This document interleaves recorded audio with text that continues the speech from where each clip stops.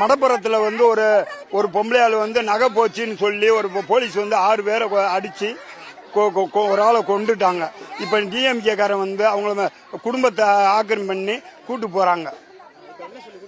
என்ன செய்யணும்னா அந்த பிள்ளைக்கு வேலை வாங்கி தரேன் அப்படி இப்படின்னு சொல்லி இன்னும் பாடியை காமிக்கவே இல்லை.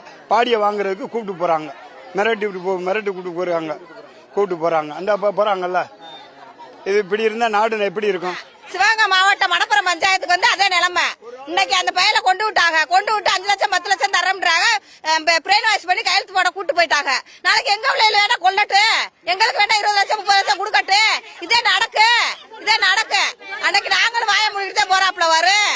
இந்த ஊர்ல வந்து இதே ஒரு வேலையா இருக்குங்க சார். விசாரன்ற முறையில கூட்டிட்டு போறாங்க. கூட்டிட்டு போய் இந்த மாதிரி 4 பேர், இதோட 4வது பேர் இந்த பையன்.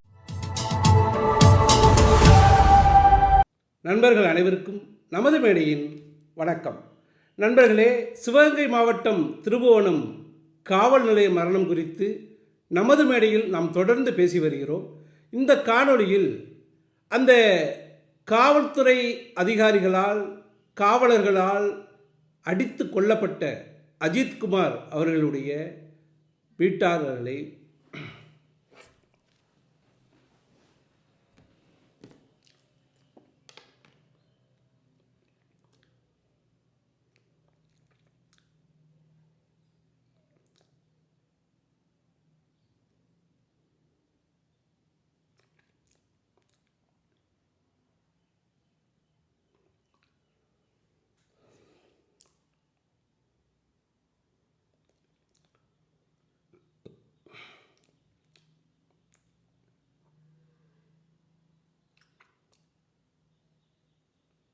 நண்பர்கள் அனைவருக்கும் நமது மேடையின் வணக்கம்.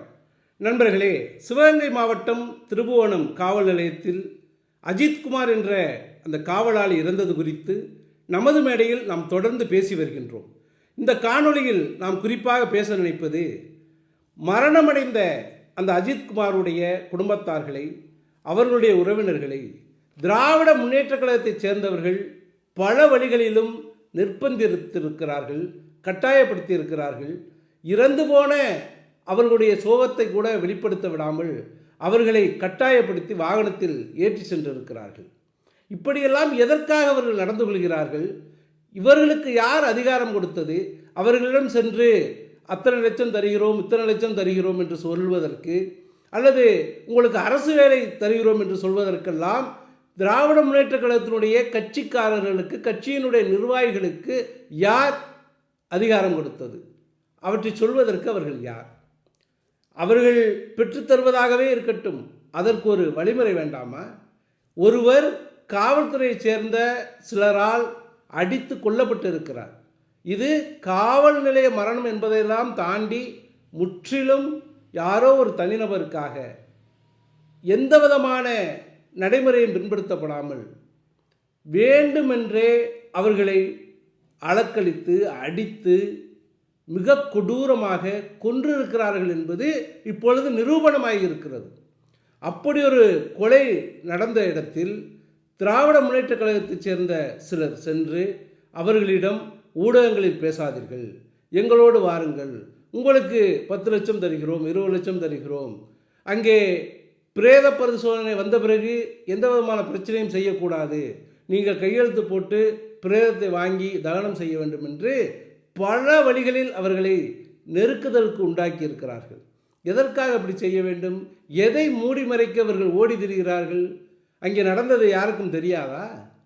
அது முழுமையாக யாரும் பேசாவிட்டாலும் நிச்சயமாக வெளிவந்து தானே ஆகும். இந்த குற்றச்சாட்டையெல்லாம் நாம் ஏதோ திராவிட முன்னேற்ற கழகத்தின் மீது இருக்கின்ற ஒரு கட்சி பாகுபாட்டால் கூறுவதாக தயவு செய்து யாரும் நினைக்க வேண்டாம். அங்கு இருக்கின்ற மக்கள், அங்கு இருக்கின்ற பெண்கள் இது குறித்து பேசியிருக்கிறார்கள். முதலில் அவர்கள் பேசிய சில காணொளிகளை நமது மேடை நேயர்கள் பார்க்கட்டும், பிறகு அது குறித்து நாம் பேசுவோம். காணொளியை பாருங்கள்.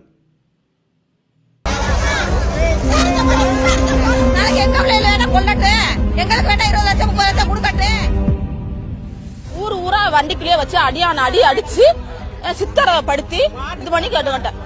மாட்டுக்கொட்டை பத்திராவளி அம்மன் மாட்டுக்கொட்டை பின்னாடி ராடை வச்சு அடிச்சு சித்திரப்படுத்திருக்காங்க. இன்னைக்கு இந்த சிவகங்கை மாவட்டத்துல கோயில்ல வச்சு கொலை நடந்திருக்கு. இன்னைக்கு அந்த அறநிலைத்துறை யார் கண்ட்ரோல்ல இருக்கு? சேகர் பாபு அமைச்சர் கையில தானே இருக்கு. அந்த அறநிலைத்துறையில வேலை பார்த்த பையன் தான் இந்த தம்பி.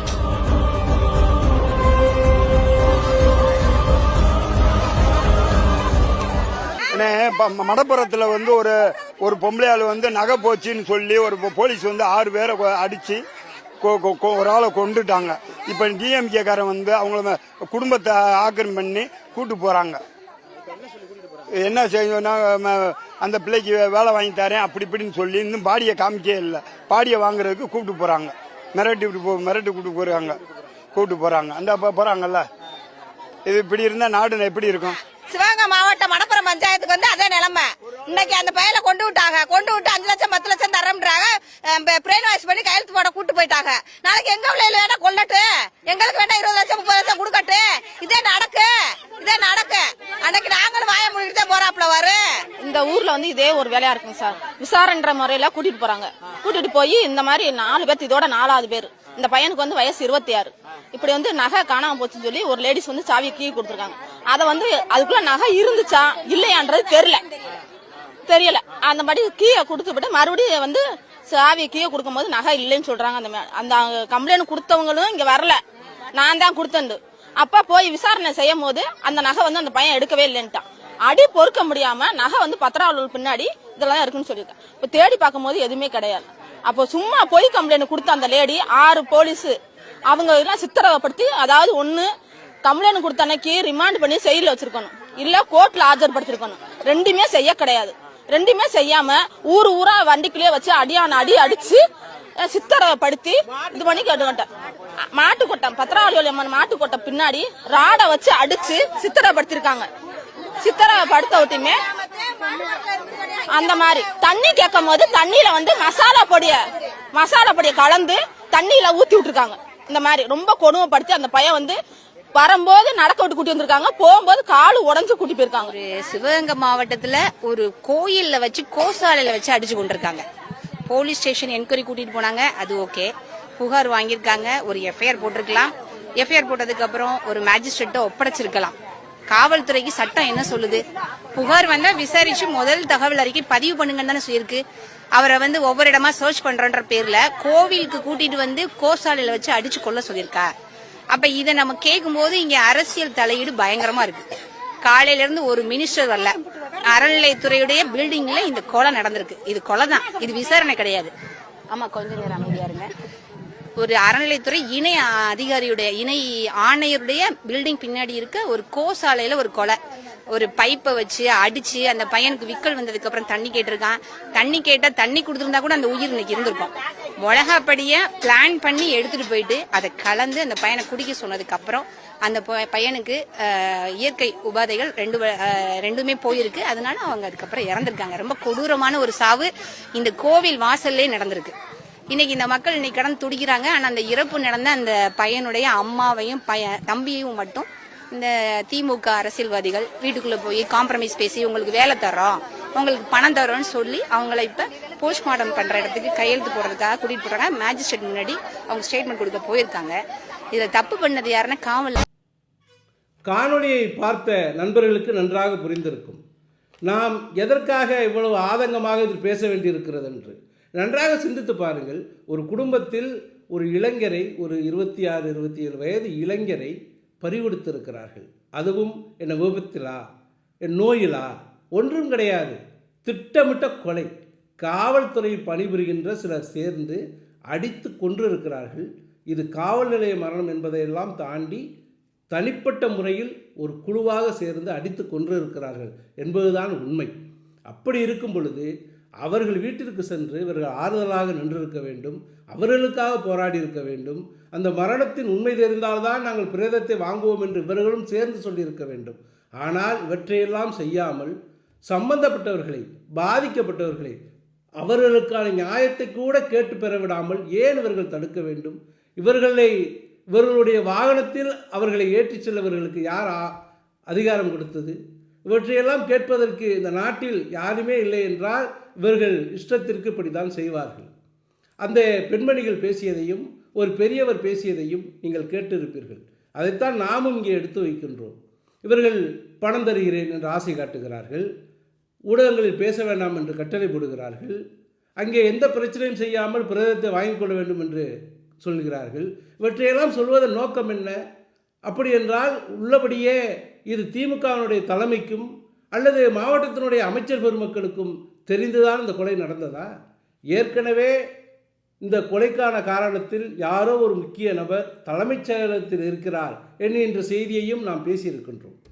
அப்படி இருக்கும் பொழுது இந்த திராவிட முன்னேற்ற கழகத்தைச் சேர்ந்தவர்கள் இப்படி நடந்து கொள்வது எல்லாவற்றையும் இணைத்து பார்க்கும் பொழுது இதில் யாரோ ஒரு பெரிய மனிதருக்காக இந்த காவலர்கள் இதை செய்ய போய் இன்று அவர்களும் இந்த பிரச்சனையில் சிக்கியிருக்கிறார்கள் என்பதுதான் உண்மை. அவர் இறந்து விட்டார். 5 காவலர்களை சிறைப்பிடித்திருக்கிறார்கள். அந்த டிஎஸ்பியை இடைநீக்கம் செய்திருக்கிறார்கள். மாவட்ட எஸ்பியை காத்திருப்பு பட்டியலில் வைத்திருக்கிறார்கள். நடவடிக்கையெல்லாம் நாம் குறை சொல்லவில்லை. ஆனால் சரியான நடவடிக்கை என்பது என்ன? அவர்கள் மீது கொலை வழக்கு பதிவு செய்ய வேண்டும். அதுதானே உண்மை. அப்படித்தானே பிரேத பரிசோதனை அறிக்கை சொல்கிறது. அப்படி இருக்கும் பொழுது இதுவரை அதற்கான ஏற்பாடுகள் செய்யப்பட்டதாக தெரியவில்லை. அதை செய்ய வேண்டும். திராவிட முன்னேற்ற கழகத்தை சேர்ந்தவர்கள் இதுபோன்ற விஷயங்களில் ஈடுபடுவது ஏற்றுக்கொள்ள முடியாதது. கட்சி எதுவாக வேண்டுமானாலும் இருக்கலாம். உங்கள் கட்சிக்கும் மற்ற கட்சிக்கும் நாம் கொண்டிருக்கின்ற வண்ணங்கள் தான் வேறு. ஆனால் எண்ணங்கள் என்பது மக்கள் சேவை. அந்த மக்கள் சேவைக்கு உட்பட்டு தான் நாம் அரசியலில் பொது வாழ்க்கையில் இருக்கின்றோம். அதை நினைத்து தான் நாம் செயல்பட வேண்டும். இப்படியெல்லாம் நீங்கள் அங்கே சென்று அவர்களை அச்சுறுத்தி பயமுறுத்தி ஆசை காட்டி எதை சாதிக்கப் போகின்றீர்கள்? இந்த விஷயம் வெளியில் தெரியாதா? அப்படி என்ன நடக்காத விஷயமா உங்கள் ஆட்சியில் நடந்துவிட்டது? அனுதினமும் இப்படி தான் நடக்கின்றது. கிட்டத்தட்ட 30 மரணங்கள் இந்த 4.5 வருடங்களில் நடந்திருப்பதாக சொல்லப்படுகிறது. அப்படி இருக்கும் பொழுது ஏதோ புதிதாக நடந்துவிட்டது, ஒரு கரையும் படியாத திராவிட முன்னேற்ற கழக ஆட்சிக்கு கரை படிந்து விட்டது என்று அங்கு இருக்கின்ற திராவிட முன்னேற்ற கழக நிர்வாகிகள் நினைத்திருப்பார்கள் போலும். அதனால தான் இப்படியெல்லாம் அவர்களை நிர்பந்தித்து உண்மைகளை பேச விடாமல், நியாயத்துக்கு போராட விடாமல் தடுத்திருக்கிறார்கள். இவையெல்லாம் அரசியல் அறத்திற்கு சற்றும் உகந்ததல்ல என்பதை மட்டும் நாம் இங்கே பதிவு செய்கின்றோம். இனிவரும் காலங்களில் அது எந்த கட்சியை சேர்ந்தவர்களாக இருக்கட்டும், பாதிக்கப்பட்டவர்களோடு நிற்பதாக இருந்தால் இது போன்ற இடங்களுக்கு செல்லுங்கள். இல்லை என்றால் தயவு செய்து அது போன்ற இடங்களுக்கு செல்வதை தவிர்த்து விடுங்கள். ஏனென்றால் மக்கள் முன்பை விட விழிப்புணர்வோடு இருக்கிறார்கள். இப்பொழுது தங்களுடைய கருத்துக்களால் எதிர்ப்பை தெரிவிக்கின்றார்கள். இனி வரும் காலங்களில் இப்படியெல்லாம் நீங்கள் நடந்து கொண்டால் அவர்களுடைய எதிர்ப்பு என்பது வேறு விதமாக அமையவும் வாய்ப்பு இருக்கின்றது என்பதை ஒரு எச்சரிக்கையாகவும் நமது மேடை இங்கே பதிவு செய்ய விரும்புகின்றது. ஆகவே திராவிட முன்னேற்ற கழகத்தினுடைய இந்த நிர்வாகிகள் செய்த செயல் என்பது கண்டிக்கத்தக்கது, ஏற்கத்தக்கதல்ல என்பதை நமது மேடை பதிவு செய்கிறது. நன்றி, வணக்கம்.